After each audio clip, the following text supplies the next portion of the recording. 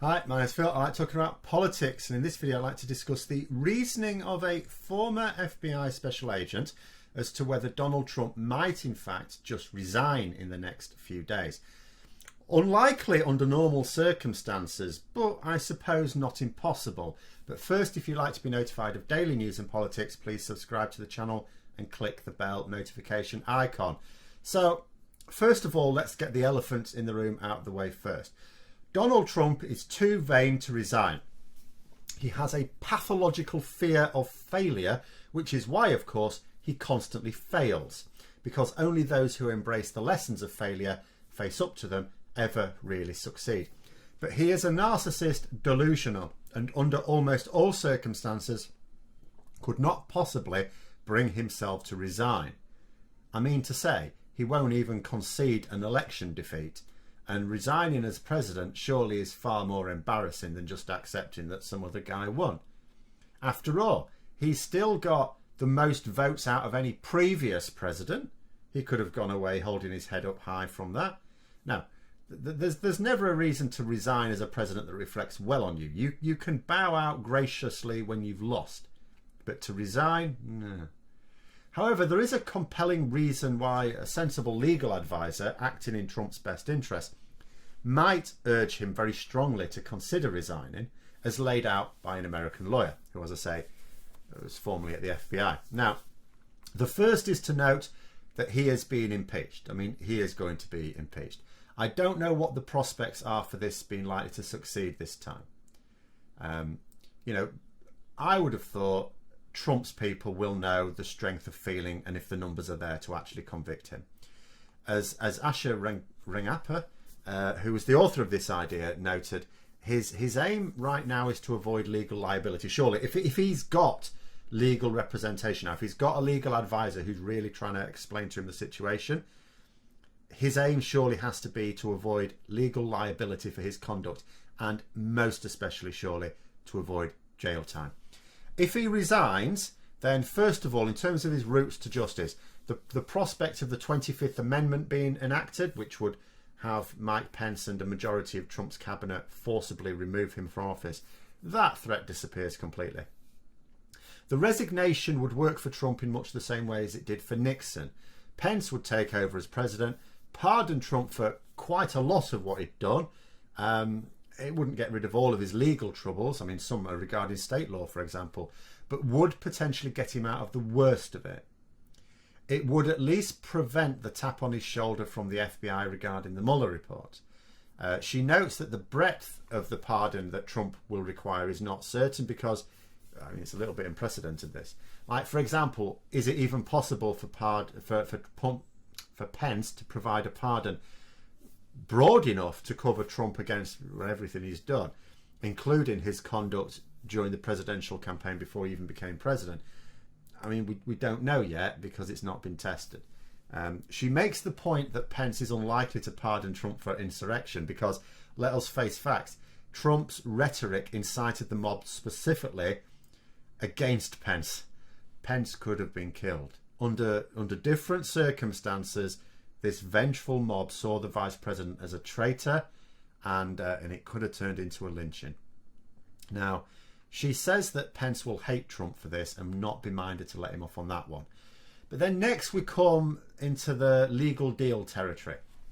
So if Trump is impeached, he won't be and convicted, he won't be able to hold public office again. He's also looking at very serious consequences for insurrection. But if he pleads guilty to the charges and agrees not to seek public office again, he could get a deal that means at least avoiding jail. Now, before I go on, my thoughts at this point, I'd sort of three thoughts that make me think, right, we need to address this. First of all, does Trump believe that his impeachment will stick this time? Because if he thinks that the Republicans will still in large enough numbers back him, he may still think he's going to get away with it all without having to admit anything. Having to admit wrongdoing, again, for his ego, is generally going to be too much. For me, quite a lot of this hinges on not just how realistic a conviction is, but how realistic does Trump believe a conviction is. I mean, it might well be that there's absolutely the numbers there of Republicans willing to say he's guilty this time, but what does Trump believe? Second, does he trust Pence and Congress to let him off the serious consequences of life behind bars if he plays ball? Because in my experience, those who are deeply untrustworthy themselves tend not to trust others. And when you're in politics, this effect is surely magnified. You know, I'm quite sure he wishes to avoid the fate of the Sean Bean character in Game of Thrones. And three, what about his fanatics? Now, this is a big one for me. So he's already enraged quite a few, apparently, with that climb down speech a few days ago. Others think it's a deep fake. It wasn't actually Trump. Some sort of animatronics, I think they think it was. But imagine if Trump plays along here, admits to sedition, resigns, adopts the remorseful sinner shtick. What will the lunatics think then? Because, let's face facts, he's whipped these guys into a fervour. And by the way, the FBI are currently in the process of arresting these people. Trump's own executive order last year means that any that are found guilty of having damaged anything on their rampage, which would be quite a few you would think, face an automatic 10 years in prison. So what are these armed and dangerous lunatics going to see if it looks like his foot troops are being abandoned to prison while he cuts a deal to save his own skin? Because right now he has plans to move to Florida to avoid justice in New York. I really don't see how that's going to work, but I don't know American law. But Florida is one of the spawning pools for these nutters. And although, you know, I can follow through the legal logic and it may hold sway over someone in general terms, I'm not sure. Plea bargains like these, yeah, we hear about them, they're common. You just plead guilty, we reduce the severity of the consequences. But there are so many complications with Trump's position that I'd say that even someone with clarity of thought could be in two minds over this. And Trump is not someone with clarity of thought. He may actually be insane, which also actually comes to another point. You know, if he is going to face serious charges, wouldn't his defence team likely try to have him declared mentally unfit to stand trial from any serious legal prosecution after January the 20th?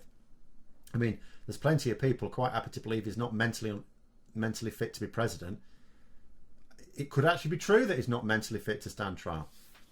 But carrying on with Rangapa's line of thinking, so she argues that the alternative of trying to pardon himself invites prosecution. If Trump pardons himself for something that he hasn't been convicted of, it will draw questions. Sure, his fanatics will just assume he's done it to block the witch hunts, but the Justice Department will be looking for fire under that smoke. And if this happens, he has no way to mitigate the punishment. I mean, remember, you know, you'll say, oh, well, he'll have pardoned himself. There's a genuine debate over whether a president even can pardon themselves. You know, so if he does this, if he goes down this route, first of all, he won't have shown any remorse, which is one of the ways you sometimes get leniency shown. Resigning would have done that. That's admitting, liability, showing some remorse. He won't be able to claim that he's suffered loss already. Again, another route to draw in some leniency. He'll have nothing but the full weight of the law on him because he'll have been defiant until the end. And she also points out that if the Supreme Court rules against him, then the FBI will be emboldened to go after him for absolutely everything they have on him. No longer just the main things that they've got the best chance of securing a conviction with, just everything they've got, the full dossier. They'll be given the green light. But like I said, for me, a lot of this hinges on two things, really. One, does Donald Trump have an intelligent legal advisor trying to get him the best outcome? Or is he continuing to surround himself with the crazies like Giuliani? And two, if Trump is getting this advice, does he accept that he genuinely is facing jail for his behaviour if he doesn't do something? Because unless the answer to both questions is yes, then he surely will not resign. But I'll tell you what this line of thinking also highlights to me. It doesn't matter whether he resigns or he doesn't. It just highlights how much fun 2021 could be for Trump watchers if he doesn't resign. Because after all, if we're going to be honest, and especially if we're not in the middle of all this, which outcome would we rather see? 1. Trump humbled, but otherwise getting a plea bargain that sees him avoid jail. Or 2. Trump being belligerent to the end and then facing legal defeat after legal defeat on a never-ending string of charges that means you may as well throw away the key to his prison cell because he ain't coming out of it. But those are my thoughts. I thought it was interesting. Let me know yours in the comments below. Hope you found the video interesting. If you did, don't forget to click the like button. If you'd like to support the channel further, please also click the Patreon link for details. And until next time, I'll see you later.